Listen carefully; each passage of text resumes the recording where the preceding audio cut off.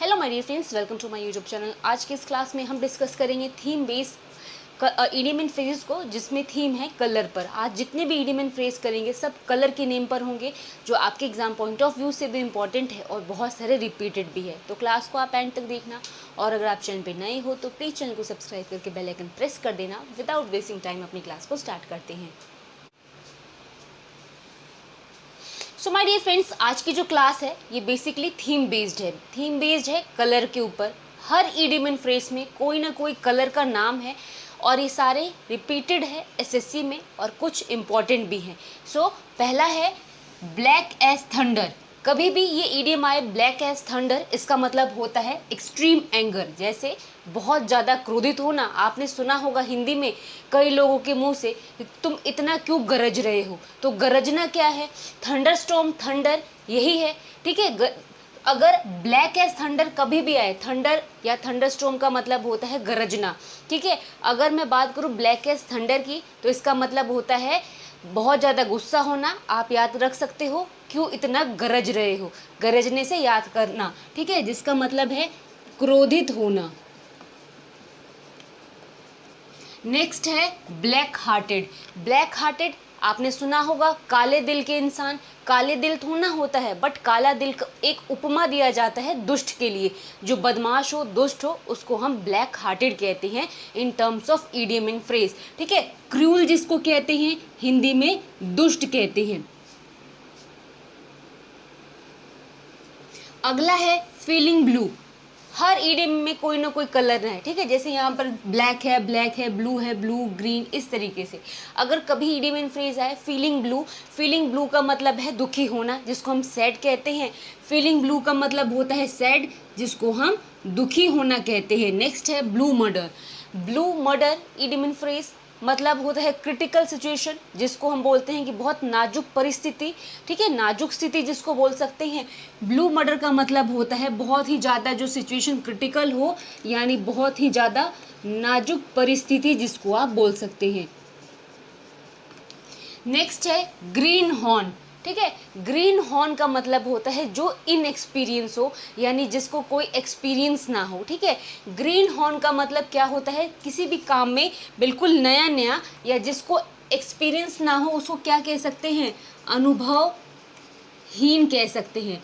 जिसको उस चीज़ का अनुभव ना हो वो green horn idiom and phrase कहलाता है। अगला है डार्क फ्यूचर। अब आप तो डार्क फ्यूचर से फैमिलियर होंगे, आपने सुना होगा घर में भी या स्कूल में भी कि अगर पढ़ाई नहीं करोगे तो तुम्हारा फ्यूचर डार्क है। डार्क फ्यूचर का मतलब आगे कोई स्कोप ना होना, मतलब खतरे में होना, ठीक है। फ्यूचर जो है भविष्य को खतरे में होना डार्क फ्यूचर कहलाता है।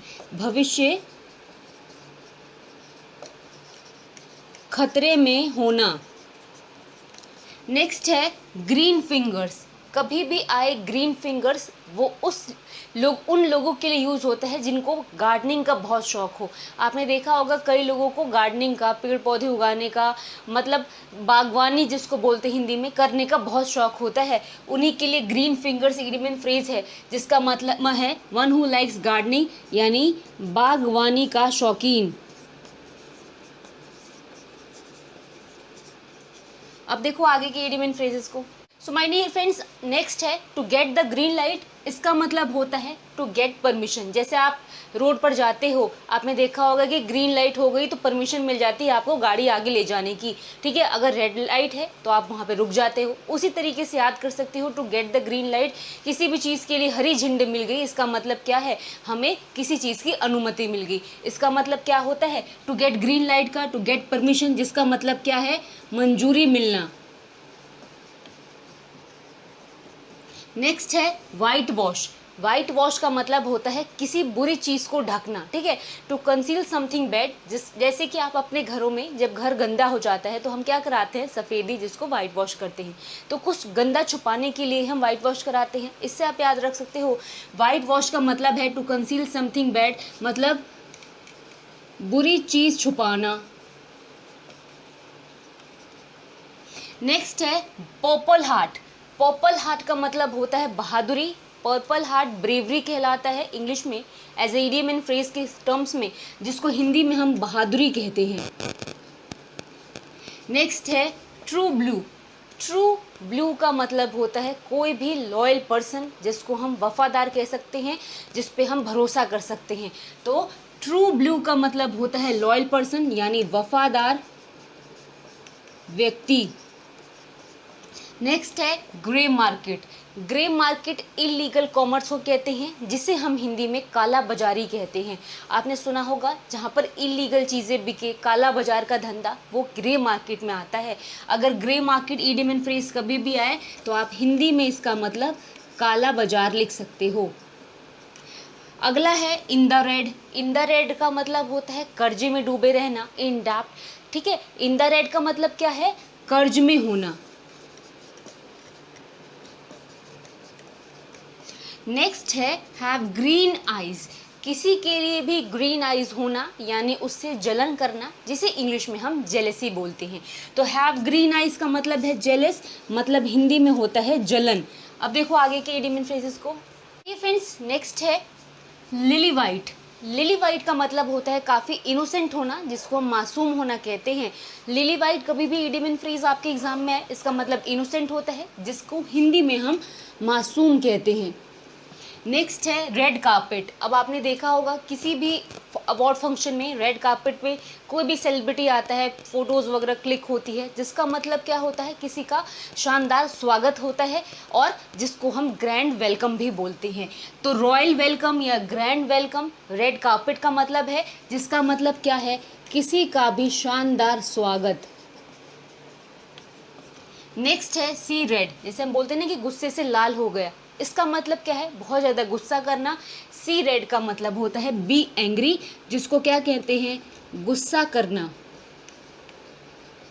नेक्स्ट देखो out of the blue. Unexpected चीज़ें, जिसको कोई हमने मतलब अचानक से जो चीज़ें हो जाए, एक्सपेक्ट ना करा हो, वो क्या कहलाता है? आउट ऑफ द ब्लू, जिसको हम कहते हैं अनएक्सपेक्टेड यानी अप्रत्याशित भी जिसको कहते हैं। हिंदी में अप्रत्याशित का मतलब क्या होता है? जो चीज़ें अनएक्सपेक्टेड हो। ठीक है, हम नहीं सोचते वो भी चीज़ जो हो जाती है, वो क्या कहलाती है? Out of the blue in terms of idiom and phrase. Next है वाइट लाई। हम बोलते हैं ना कि तुम बिल्कुल सरासर झूठ बोल रहे हो, ये तो बिल्कुल सफ़ेद झूठ है। इसका मतलब क्या है? क्लियर फॉल्सहुड, मतलब बहुत ही अधिक झूठ जिसको बोलते हैं। झूठ बोलना, बिल्कुल क्लियर जो चीज़ें दिख रही हैं कि गलत है, वो क्या कहलाती है? White lie. अगला है once in a blue moon, यानी कभी कभार। अगर आपने देखा हो तो मून कभी कभार ही ब्लू, मतलब इससे याद कर सकते हो, कभी कभार ही ऐसा हो सकता है कि मून जो है ब्लू आए। तो ओकेजनली जिसको हम बोलते हैं, हिंदी में इसको हम बोलते हैं कभी कभार।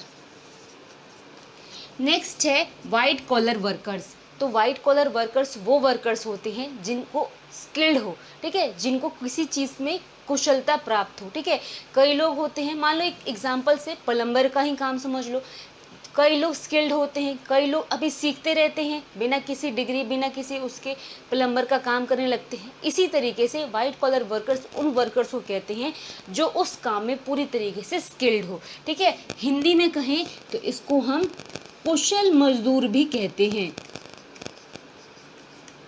सो माय डियर फ्रेंड्स, ये आज की छोटी सी क्लास थी जो थीम बेस्ड थी कलर पर। आज जितने भी इडियम एंड फ्रेज हमने डिस्कस करे, सब में कोई ना कोई कलर का नाम था, और ये सारे एग्जाम पॉइंट ऑफ व्यू से आपके इंपॉर्टेंट थे। कैसी लगी आपको क्लास? समझ में आई हो तो प्लीज़ वीडियो को लाइक कर देना, शेयर कर देना, और अगर आप चैनल पर नए हो तो चैनल को सब्सक्राइब कर लेना। मिलेंगे कल की क्लास में, तब तक के लिए थैंक्स फॉर वॉचिंग।